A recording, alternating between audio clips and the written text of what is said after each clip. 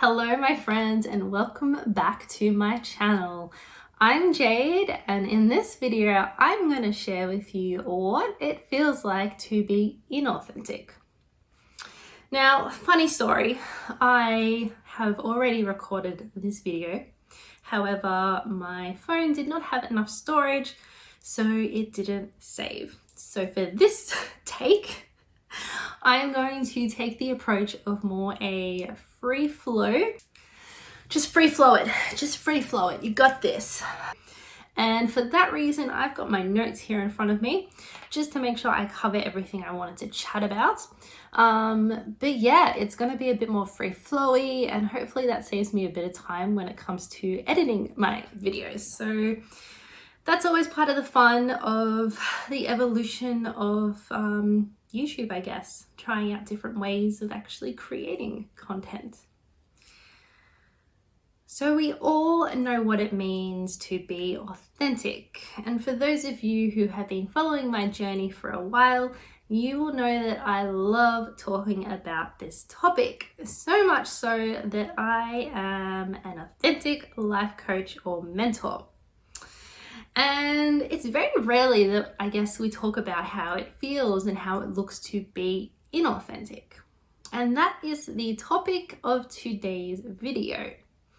Now, before we get into it, I just wanted to get clear on what exactly it means to be inauthentic.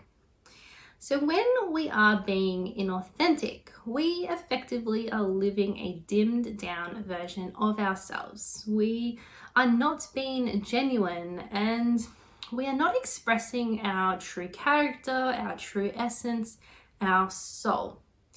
And for a lot of us, we might be aware that we're being inauthentic at certain times, or we might be completely unconscious to the times that we are putting a camouflage up.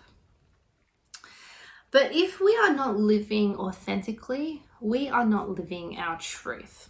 And in turn, this can lead to us feeling certain emotions and feelings which might not feel so great. And these feelings include feelings of resentment, feeling depressed or anxious, feeling sad, feeling envious or jealous of certain people around us. And because of this, we might feel like we are missing out on something in our own life. So let's get into those 4 red flags of how it feels to be inauthentic. Now, the ones I'm going to be sharing with you in today's video are based on what I have experienced on a personal level the most.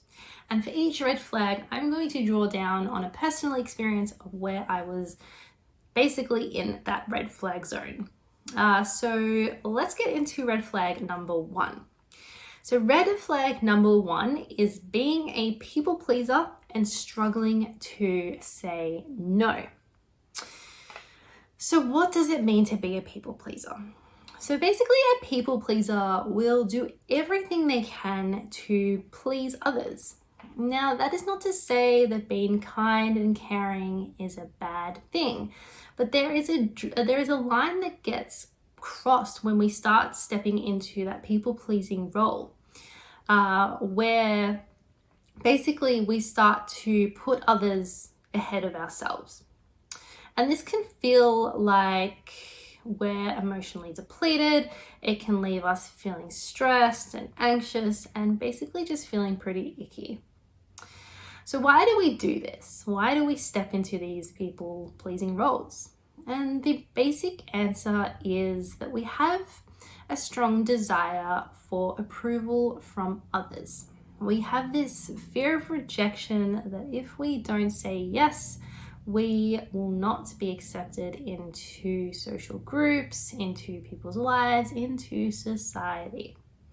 And hence, that is why a lot of the time we struggle to say no. So my example that I wanted to draw down on was a working situation. So before I started doing the work I do today, I worked in corporate construction for about 7 years.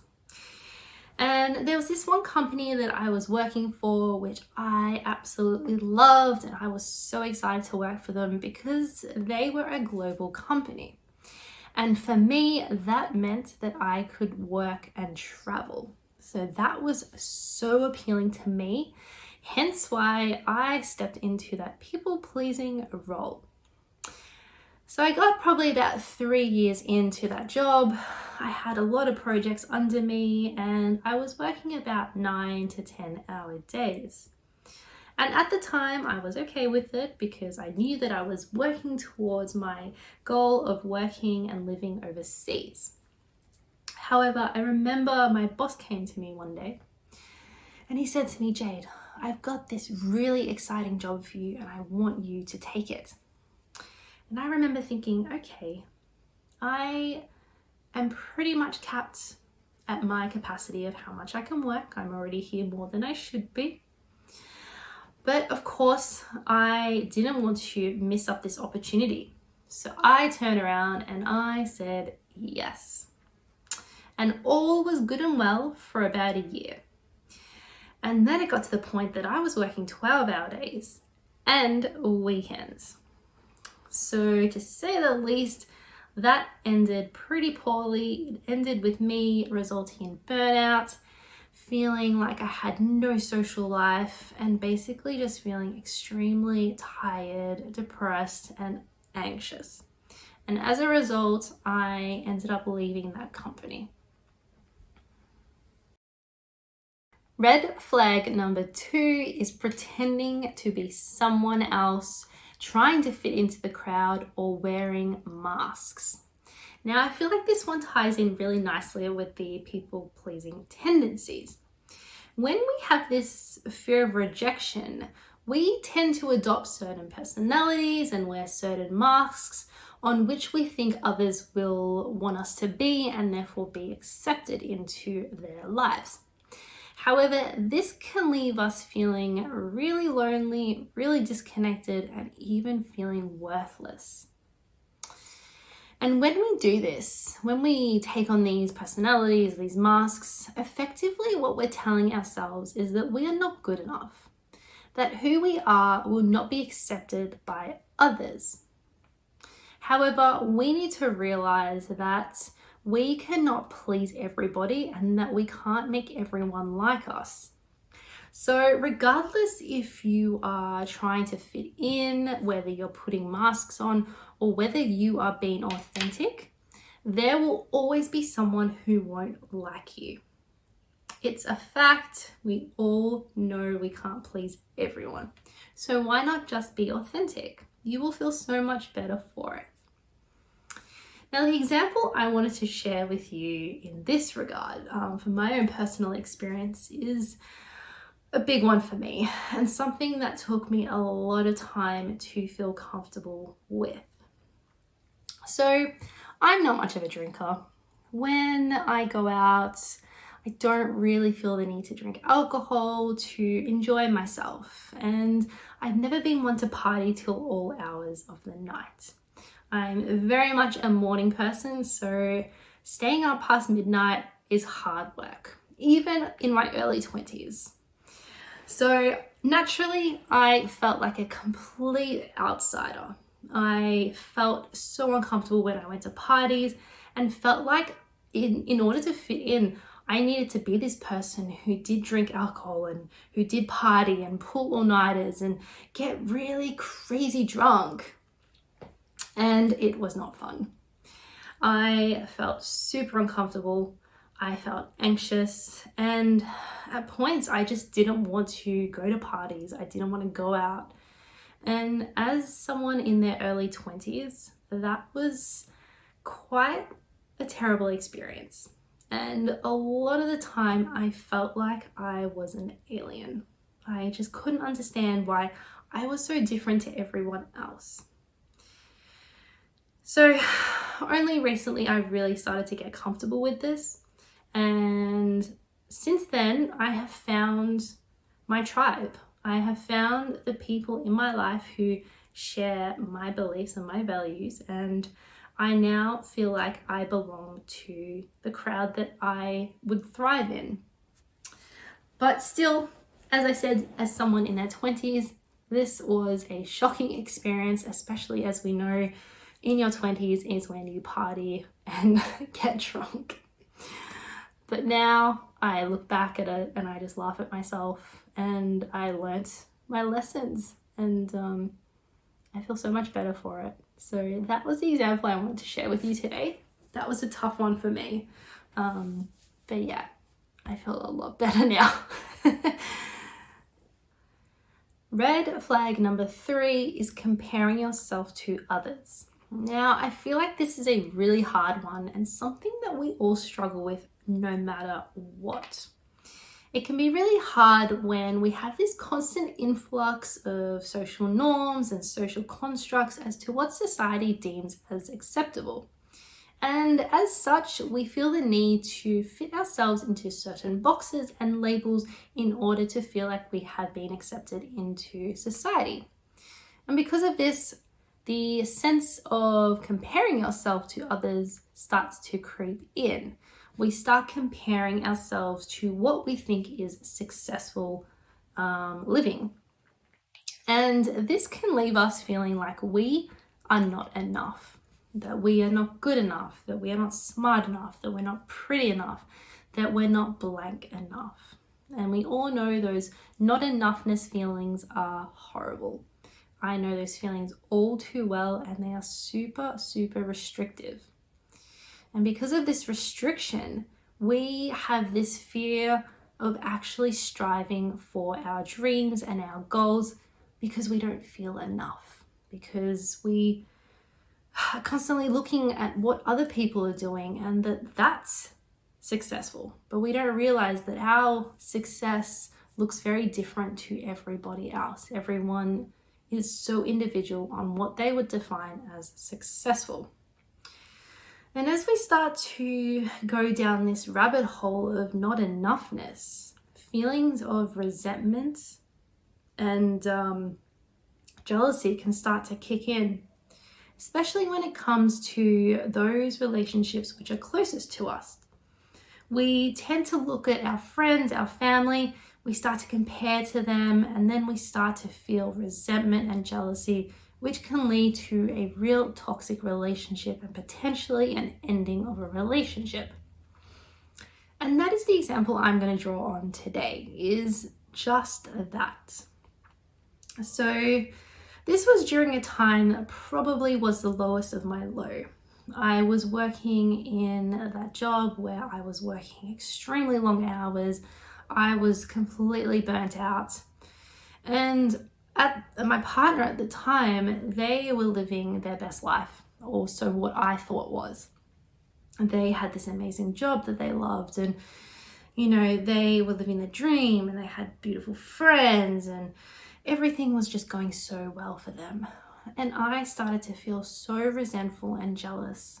And in turn, I turned into a really toxic and self-destructive person that unfortunately resulted in the ending of that relationship.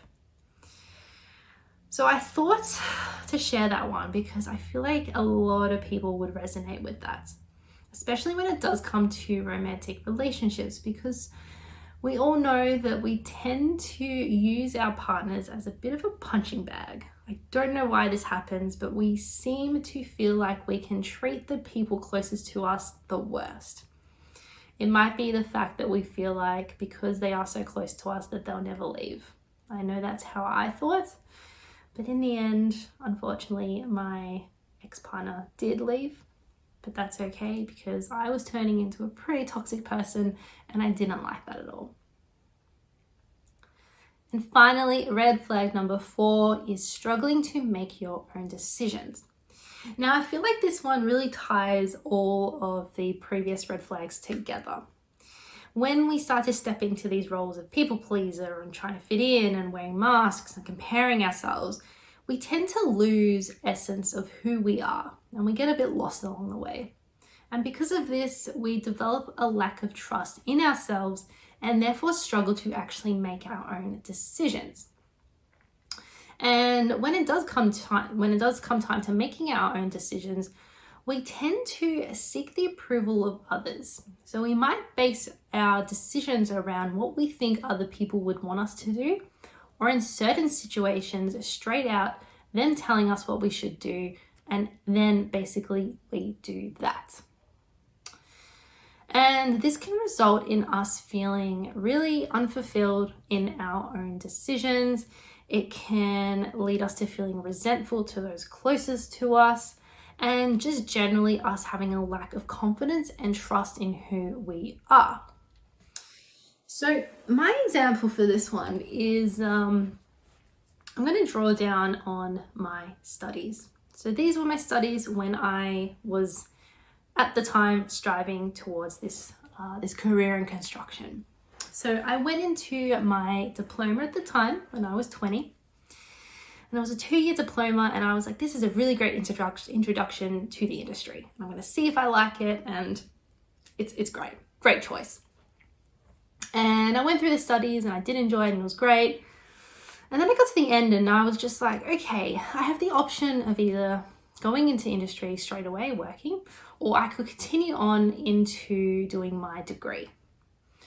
And at the time, I wasn't really sure if I actually did want to pursue a career in construction. Yes, I liked the theory behind it and I enjoyed learning about it, but I was like, do I really want to work in construction? And all my friends who went through the diploma with me, they were all going on to the degree. So naturally, they were like, Jade, come on, come do it with us. It'll be great. We'll just keep going together. Just do it.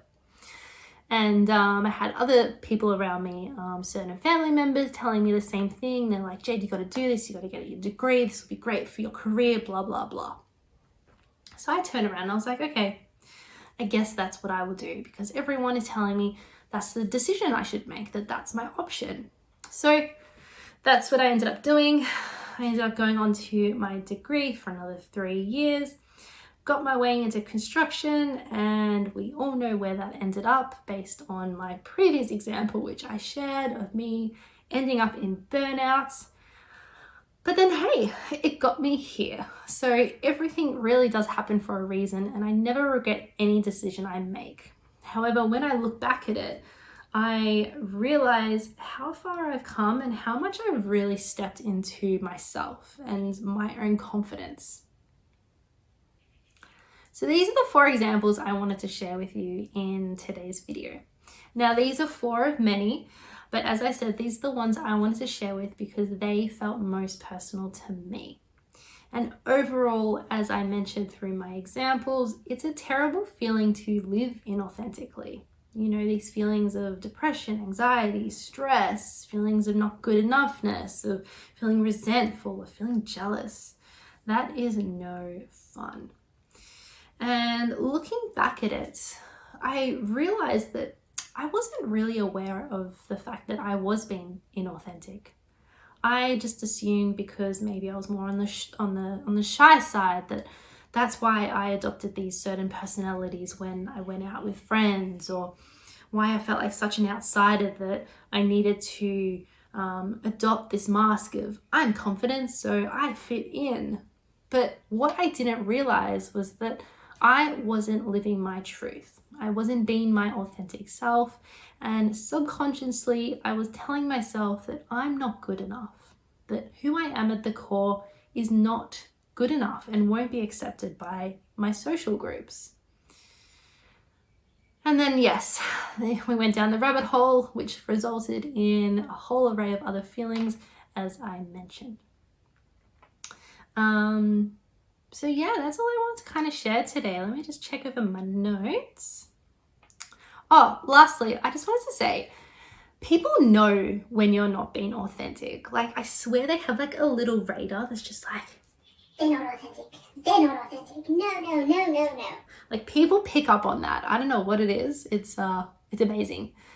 So for this reason, we miss out on a lot of potential to form deep and lifelong friendships when we aren't being authentic. Because when we are kind of stepping into other roles that aren't in alignment with us, we are missing out on truly forming those deep relationships, which will feel better on a long-term basis. So next time you feel like you might be trying to fit in the crowd, know that most likely than not, people will pick up that you're not being your true self. So that is it, my friends. I hope you have enjoyed this video. I hope you have gained some insights from it. Maybe you resonated with something I spoke on. Maybe it rings true to you and kind of brought up a time that maybe you didn't realize you were being inauthentic.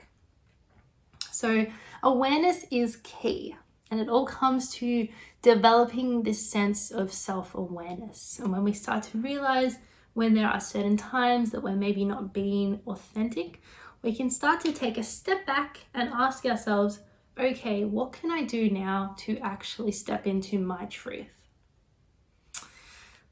So yes, if you are more interested in learning more, I do have another video which I did a while back, and that in that video I basically share with you ways that you can start to live a more authentic life. So you can click on it here or here, maybe here. If not, it's in the notes below. And if you want to dive even deeper into this work, you can work with me one-on-one with my Authentic Life Mentoring. And through this, we get really deep into who you truly are and start to put practices and tools in place to help you live your most authentic life. So if that's something you're interested in, I will put a link below for some more information, and you can book in for a free 15-minute discovery call with me where we get to work out if we're a good fit. So that is all I wanted to share with you today, my beautiful friends. I hope you have enjoyed this video. If you have, give me some love, give me a thumbs up, comment, share with me if you resonated with anything, if there are examples I didn't touch on where you feel like maybe you're not being authentic. I love to hear it all. So have a beautiful day, and I will see you next time. Bye.